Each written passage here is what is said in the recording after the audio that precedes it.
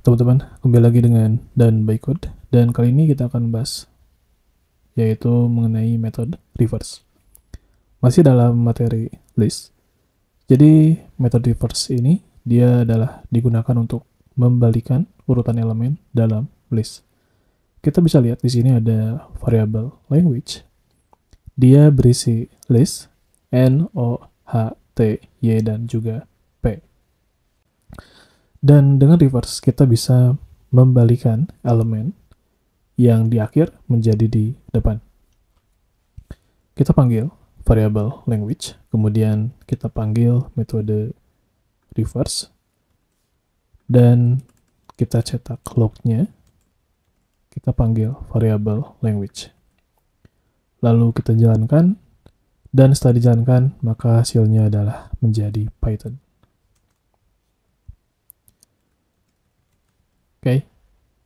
Di sini dia P, yang sebelumnya dia berada di belakang, P, Y, T, H, O, N.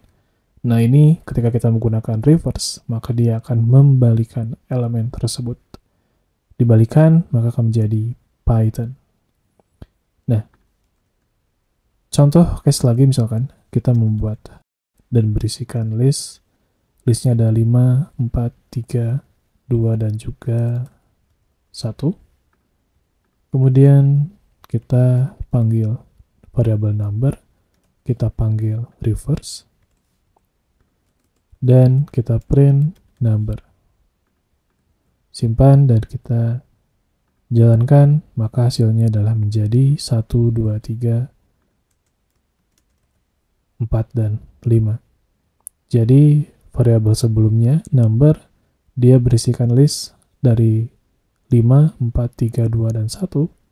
Dan ketika kita reverse, kita balikan elemennya, maka menjadi 1, 2, 3, 4, dan 5.